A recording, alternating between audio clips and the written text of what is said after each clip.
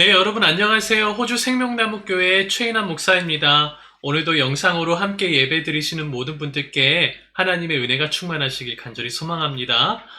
그러면 지금부터 2020년 10월 4일 주일 예배 시작하도록 하겠습니다. 다 같이 기도 드리시겠습니다.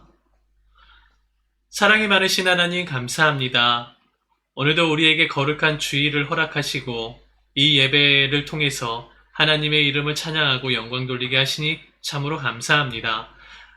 전 세계적으로 코로나 바이러스로 인해서 여러 교회들이 예배를 드리는데 어려움도 겪고 또 영상으로 예배를 드리거나 또 다양한 모습으로 그렇게 하나님을 주의를 지키기 위해 애를 쓰고 있는데 주님 그 모든 마음들 주님 위로하시고 또 받아주시고 하나님께서 이 모든 기간 동안에 우리의 신앙을 지킬 수 있도록 믿음을 허락하여 주시옵소서. 모든 시간과 모든 순서 주님께서 함께 하심을 믿사오며 예수님의 이름으로 기도하옵나이다. 아멘. 함께 찬양하도록 하겠습니다. 우리 다 같이 주만 바라볼지라. 우리 함께 이 시간 찬양하겠습니다.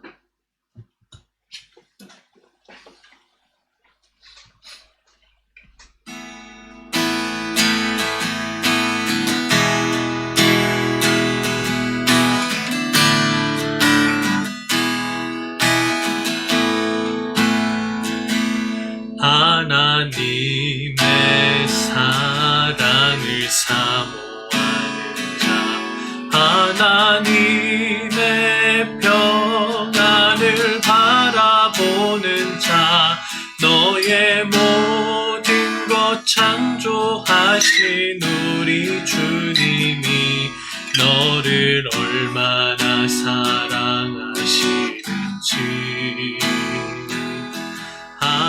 하나님께 찬양과 경배하는 자, 하나님의 선하심을 닮아가는 자, 너의 모든 것 창조하신 우리 주님이 너를 차려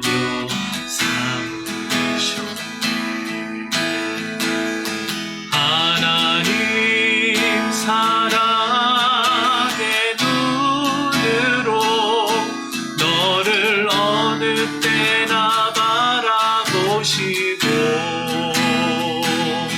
하나님인 잔귀로서 언제나 너에게 기울이시니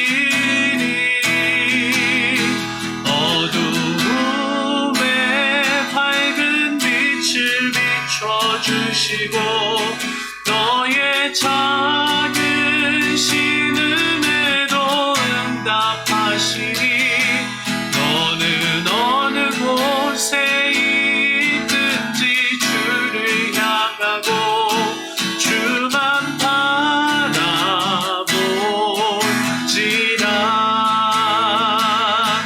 하나님의 사랑을 하나님의 평안을 바라보는 자, 너의 모든 것 창조하신 우리 주님이 너를 얼마나 사랑하시는지 하나님께 찬양과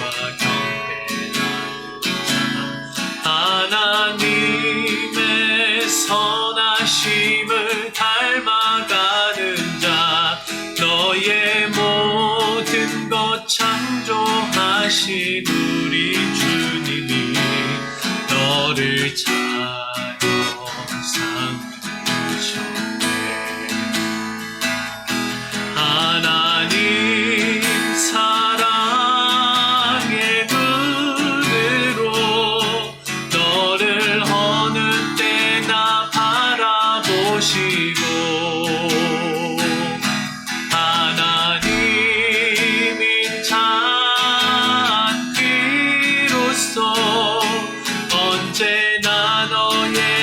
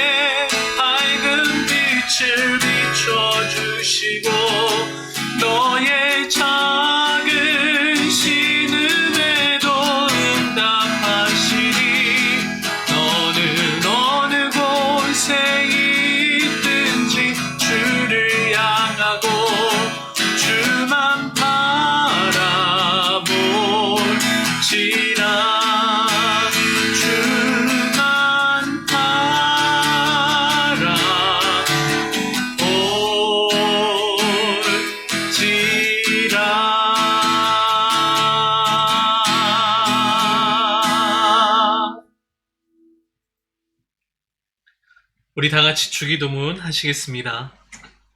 하늘에 계신 우리 아버지여, 이름이 거룩히 여김을 받으시오며 나라가 임하시오며 뜻이 하늘에서 이루어진 것 같이 땅에서도 이루어지이다. 오늘날 우리에게 일용할 양식을 주시옵고 우리가 우리에게 죄 지은 자를 사하여 준 것 같이 우리를 사하여 주시옵고 우리를 시험에 들게 하지 마시옵고 다만 악에서 구하시옵소서. 나라와 권세와 영광이 아버지께 영원히 있사옵나이다. 아멘. 네, 오늘 말씀은요, 마태복음 6장 14절에서 15절 말씀입니다. 제가 봉독해 드리도록 하겠습니다. 너희가 사람의 잘못을 용서하면 너희 하늘 아버지께서도 너희 잘못을 용서하시려니와 너희가 사람의 잘못을 용서하지 아니하면 너희 아버지께서도 너희 잘못을 용서하지 아니하시리라. 아멘. 네, 오늘은요, 용서가 사랑입니다 라는 제목으로 말씀을 나누려고 합니다. 우리가 계속 말씀을 보는 이 본문은요, 마태복음 5장에서 7장의 본문인데요. 마태복음 5장에서 7장을 보고 산상수훈이라고 이렇게 이야기를 하죠. 예수님께서 이 제자들과 수많은 사람들에게 하나님의 뜻을 전하시는 첫 번째 설교의 메시지입니다. 이 산상수훈 전체의 메시지는요, 한 가지 주제, 키워드는요, 바로 하나님의 나라라고 이렇게 말씀을 드렸어요. 그 하나님의 나라를 어떻게 우리 가운데 이루어져 가는지에 대해서 5장에서 6장에서 7장에서 이렇게 각각 보는 관점이 조금씩 다른데요. 하나님의 나라라는 그 중심 메시지를 이어서 이렇게 말씀을 하고 계십니다. 그런데 이제 오늘 우리가 계속 보고 있는 마태복음 6장에 나오는 그 내용은요, 6장에서의 말씀하고 있는 하나님의 나라는 어떤 것에 포커스가 되어 있냐면 바로 우리 개인에게 맞춰져 있다는 거예요. 우리 자신, 우리 안에 이루어지는 하나님의 나라가 그것이 6장에서 나오는 핵심 포인트입니다. 자, 어떻게 우리 안에서 하나님의 나라를 이루어가느냐. 예수님은요, 6장의 전반부, 후반부를 나눠가지고 두 가지를 이렇게 설명하고 계시는데요. 첫 번째는 뭐냐면요, 사람에게 보이려고 하는 그런 신앙생활을 하지 말라는 거예요.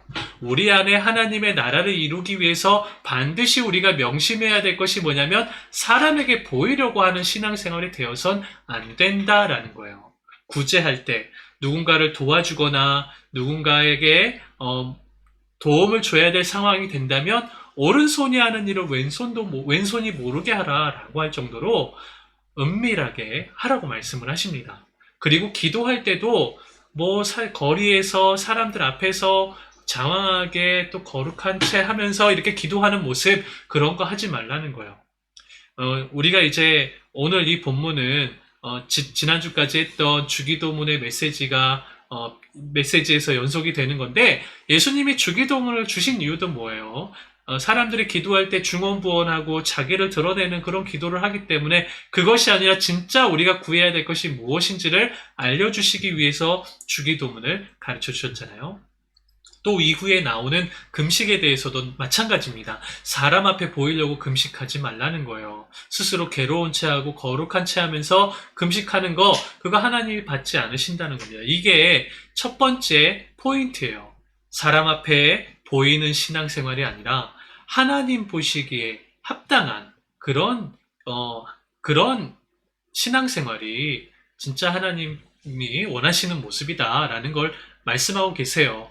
두 번째는 어떤 내용이냐면요, 우리가 하나님의 뜻을 그렇게 소망하고 하나님의 나라를 이루어지기를 소망하고 신앙생활을 해가는데, 그러다 보면 우리 안에 때로는 여러 가지 세상의 문제와 어려움 때문에 염려도 생기고 근심도 생긴다는 거예요. 그래서 예수님은요, 염려하지 말고 하나님을 의지해라 라는 그런 내용으로 말씀을 주십니다.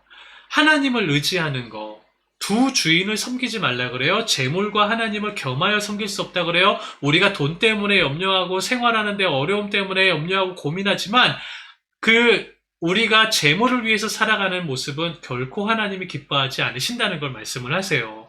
그리고 우리가 어렵고 힘든 것, 우리가 필요한 것, 그 하나님이 먼저 다 알고 계신다는 거예요. 그래서 우리가 해야 될 일, 그게 뭐냐면 너희는 먼저 그의 나라와 그의 의를 구하라. 다시 말하면 하나님께 맡기라는 거예요. 우리가 염려하지 말고 하나님께 맡기는 것이 우리 안에 하나님의 나라를 이루어가는 방법이라는 것을 6장에서 말씀하고 계세요. 전체적인 메시지를 보면 우리 개인 안에 이루어질 하나님의 나라를 설명하고 계십니다. 그런데 오늘 우리가 읽은 이 본문의 메시지는요, 이 개인을 향한 그 메시지의 포인트에서 조금 벗어나지 않았나 이런 생각이 들 정도로 전혀 다른 메시지가 나와요. 주기도문이 끝난 이후에 바로 연이어서 나오는 메시지인데요. 너희가 사람 앞에 용서하지 않으면 하나님께서도 용서하지 않으신다. 너희가 사람을 용서하면 하나님도 용서하신다. 뭐 그런 메시지잖아요. 전체적인 주제는 우리 개인의 영성, 개인의 하나님의 나라인데 왜 갑자기 용서에 대한 그런 메시지를 예수님이 전하셨을까?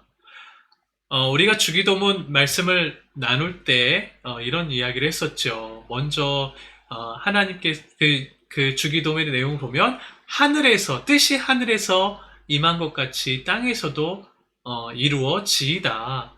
하늘에서의 뜻이 이 땅에 이루어지는 것이 주기도문의 가장 핵심의 내용이라고 얘기를 했어요.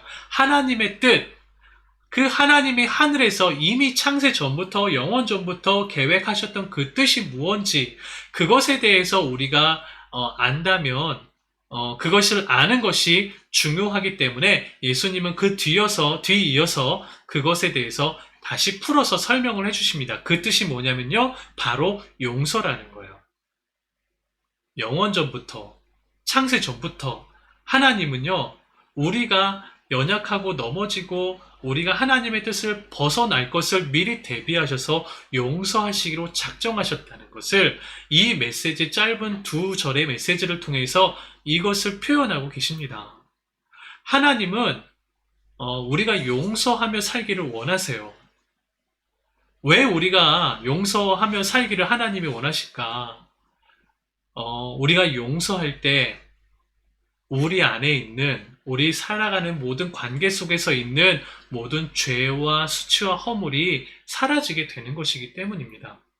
우리가 용서할 때 그 모든 죄가 사라지고 덮어지고 그 용서할 때 모든 수치가 가리워지는 것이기 때문이에요.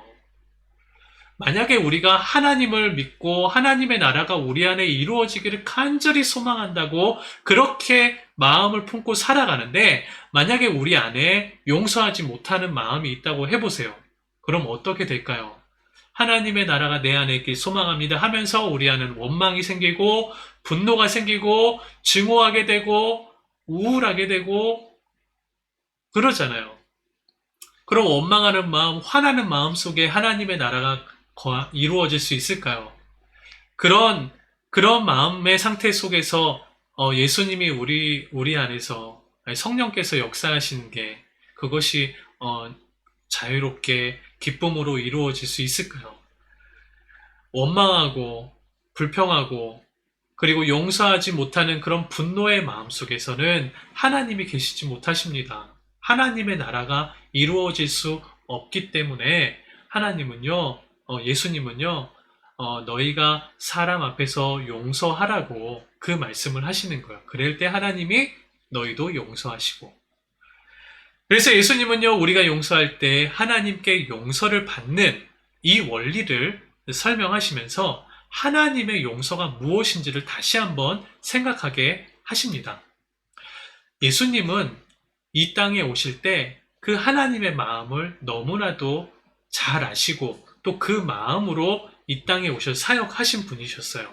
그래서 공간복음, 예수님의 그 모든 일생을 다루고 있는 이 복음서를 보다 보면요, 예수님의 그 마음이 너무나 크게 느껴집니다. 하나님이 정말 이 죄인을 사랑하시구나, 용서하시길 원하시는구나 하는 그런 진한 마음을 느낄 수가 있어요. 예수님이 주로 만나셨던 사람들이 누구였어요? 어, 죄인들을 주로 만나셨죠. 그래서 예수님의 별명을 오죽했으면, 세리와 창녀의 친구다. 뭐, 죄인들의 친구다. 뭐, 이런 별명까지 붙었잖아요. 왜 예수님은 그렇게 세리들을 만나시고, 그렇게 창녀들을 만나시고, 그들과 함께 식사하시고 그러셨을까? 그렇게, 바리새인과 서기관들은, 율법학자들은 예수님에 대해서 그 모습에 대해서 조롱하잖아요. 너희 스승은 왜 세리를 만나고 저렇게 죄인들을 만나고 그러냐. 그런데 예수님은요, 그들이 겪고 있는, 그들이 하나님 앞에 범죄하는 모습도 이미 아셨어요. 세리가 어떤 사람들이죠? 텍스 컬렉터잖아요. 돈을 이렇게 세금 걷는 사람인데, 그때 당시 세금을 거둘 때 그냥 정직하게 걷는 게 아니라 더 많은 세금으로 돈을 뜯어내고, 그렇게 했던 사람들이 세리여서 많은 사람들이 미워했다는 거예요. 다시 말하면 세리들은요, 돈을 사랑하는 사람들이에요.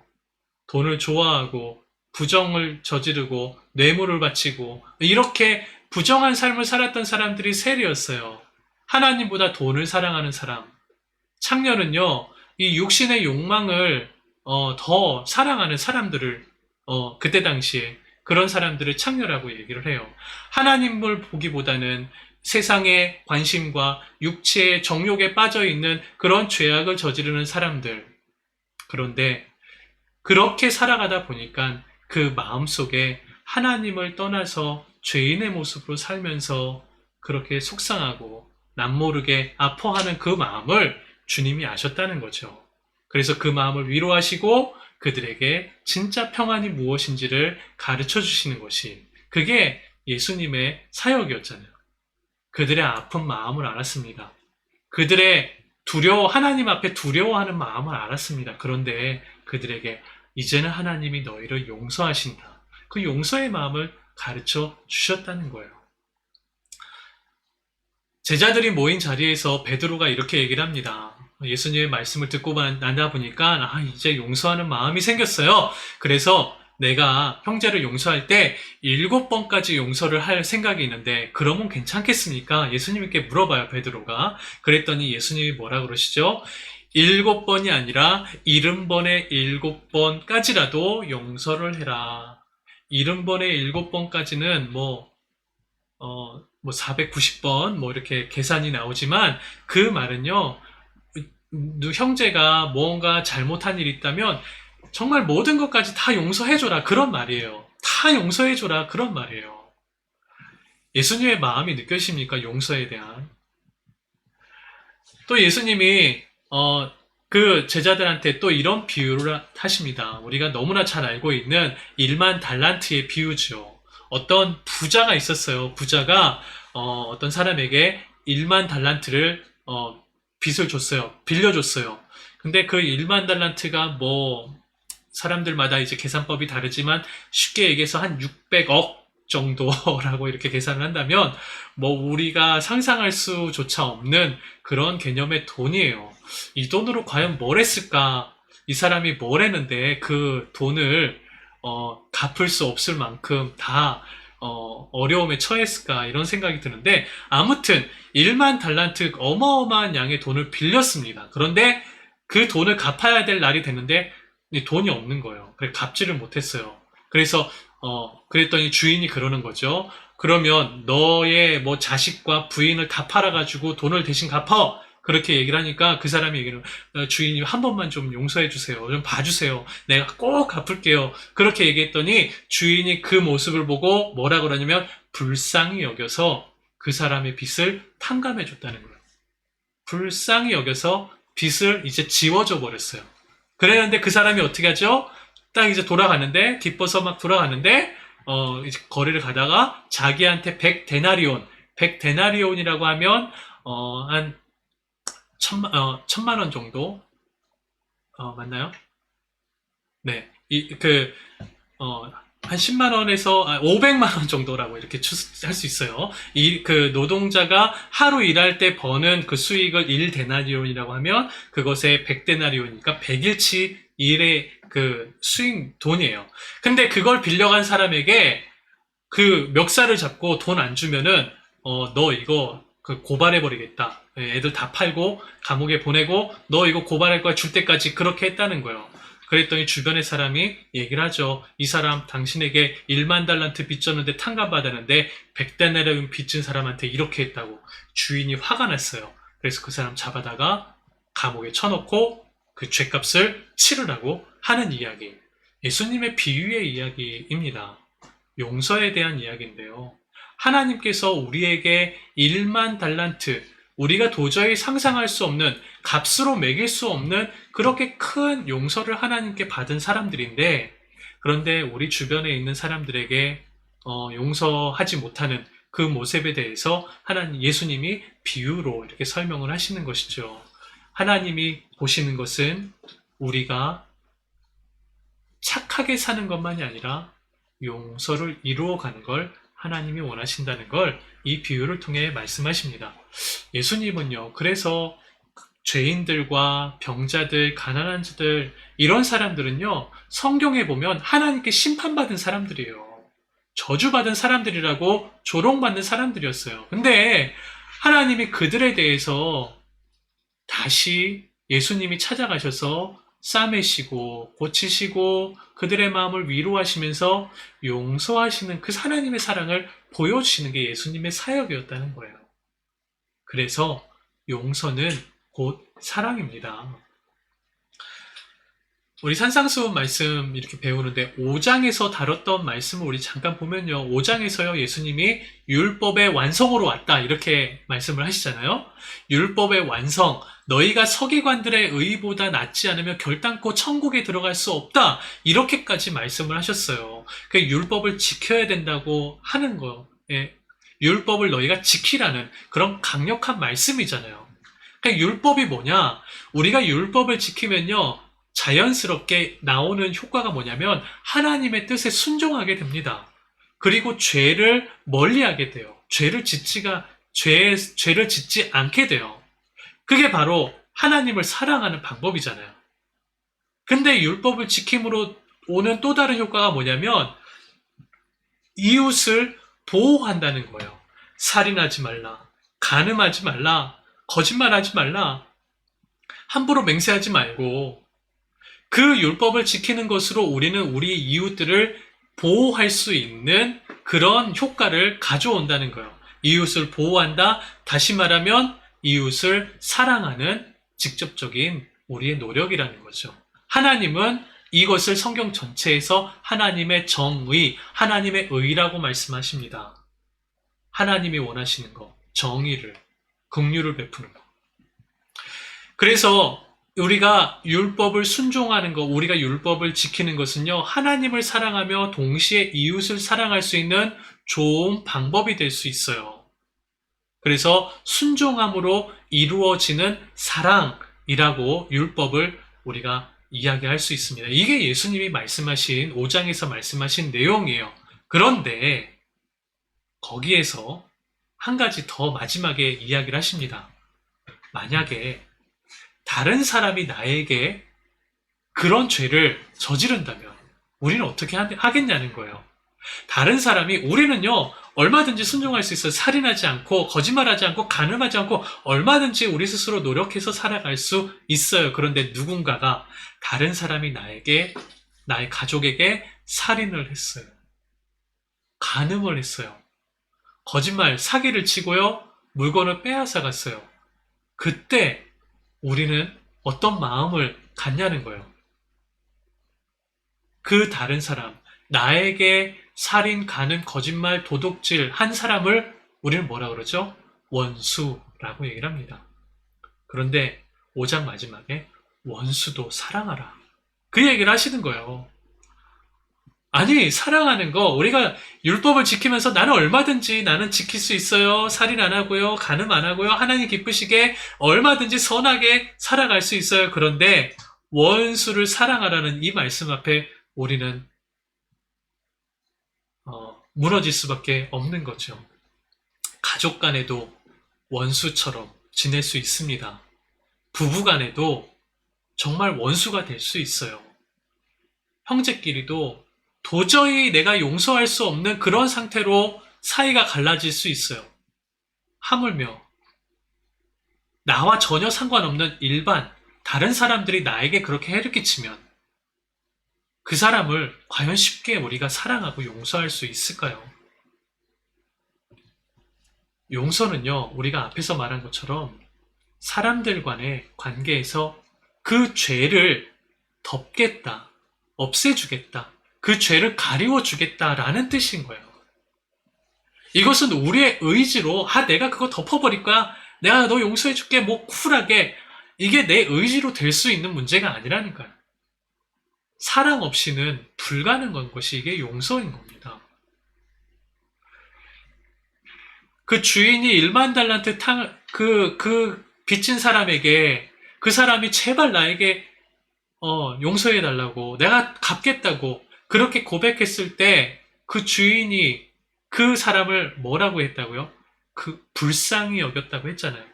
긍휼한 마음이 없이는 도저히 안 되는 것이 용서라는 거예요. 하나님의 그 마음이 우리를 향하여 긍휼한 마음을 가지고 계시는 줄 믿으시기 바랍니다. 이 용서는 죄를 용서하는 겁니다.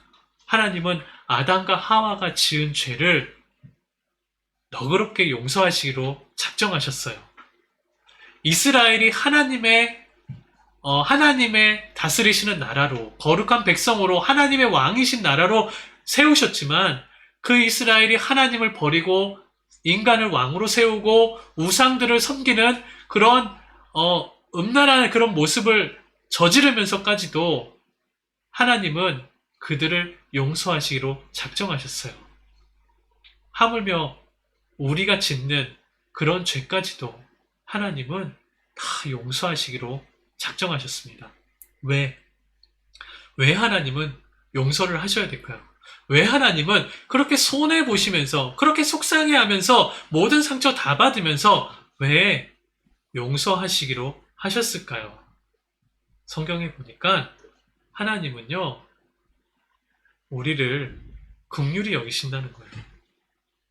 우리는 양 같아서 구덩이에 빠지면 스스로 나올 힘이 없다는 거예요. 그 심판, 그 죄로 인해서 영원한 죽음에 이르는 그 심판 가운데서 스스로 구원받을 수 없는 우리의 상태를 하나님이 아시기 때문에 그 가운데서 우리를 불쌍히 여기시고 딱하게 여기시고 그래서 우리를 구원하시겠다는 거예요. 두 번째는 뭐냐면요, 약속을 지키시기 위해서 우리를 용서하시는 것입니다.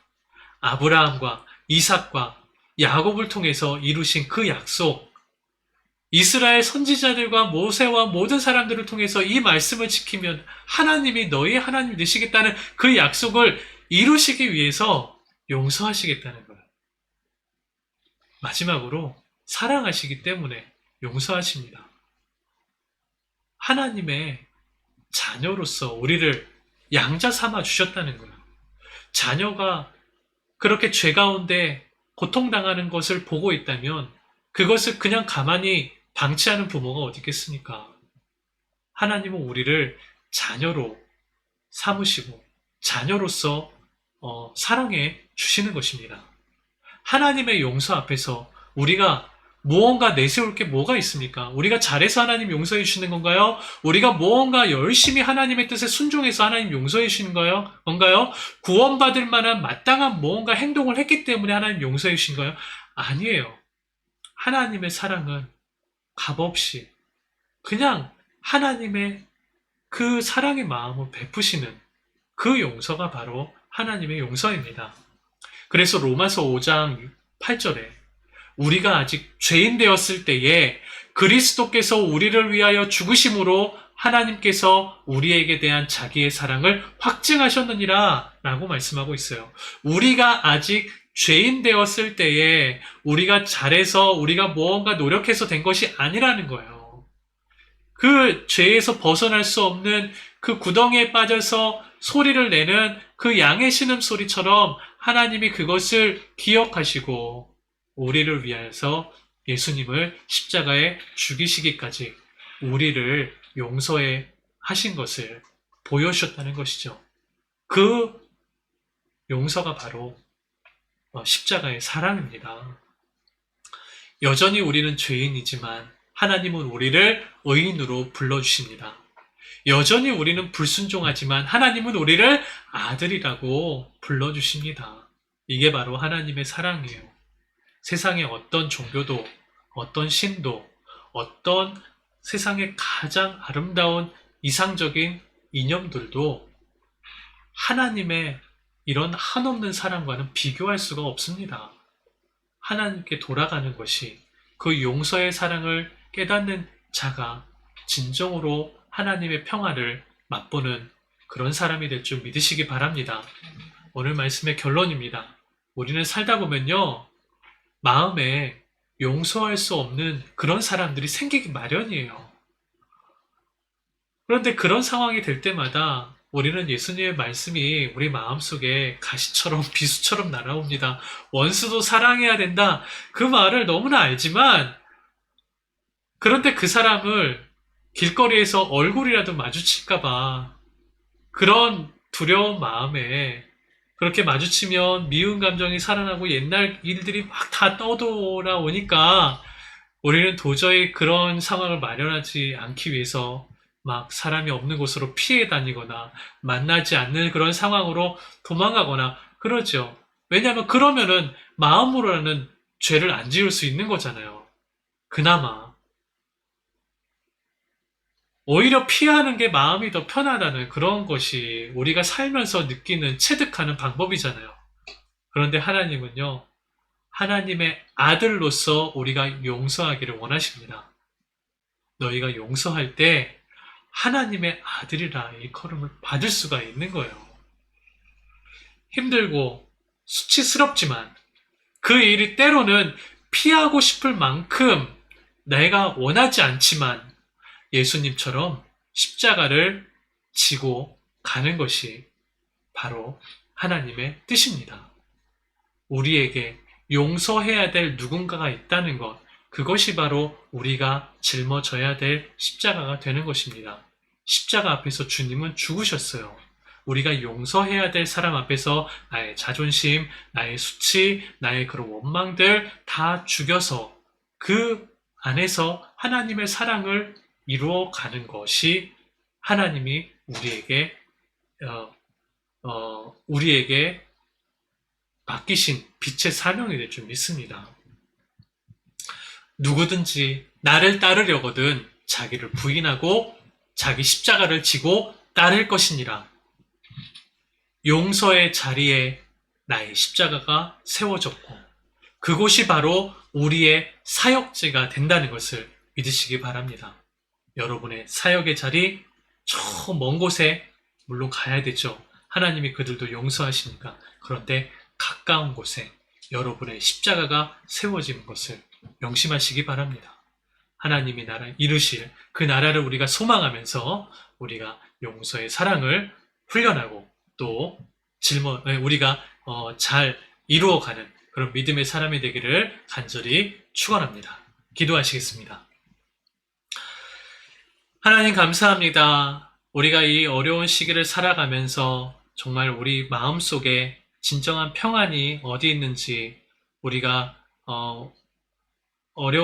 혼란스러울 때가 참 많이 있습니다. 그렇지만 하나님을 아는 지식이 우리에게 참 기쁨이 되고 우리 마음속에 진정한 평화가 이루어질 수 있다는 것을 기억하게 하여 주시옵시고, 하나님, 무엇보다 예수님의 말씀처럼 우리가 서로 용서할 때 하나님의 용서를 경험하고 그 기쁨으로 살아갈 수 있는 우리의 삶이 될 수 있도록 이 시간 축복하여 주시옵소서. 하나님, 마음속에 지워지지 않는 상처와 아픔들이 때때로 우리를 연약하게 만들고 절망하게 만듭니다. 그럴 때마다 주님이 십자가 앞에서 겟세마네 동산에서 세 번씩이나 기도하셨던 그 마음처럼 우리도 주님을 의지하고 하나님을 의지하고 우리가 그 모든 것을 하나님의 의를 세울 수 있는 그런 믿음의 사람들이 될 수 있도록 축복하여 주시옵소서. 가정들마다 주님 회복을 허락하시고 위로를 베풀어 주시옵소서. 감사합니다. 예수님의 이름으로 기도하옵나이다. 주 예수 그리스도의 은혜와 하나님의 사랑과 성령의 교통하심이 우리와 함께 있을지어다. 아멘.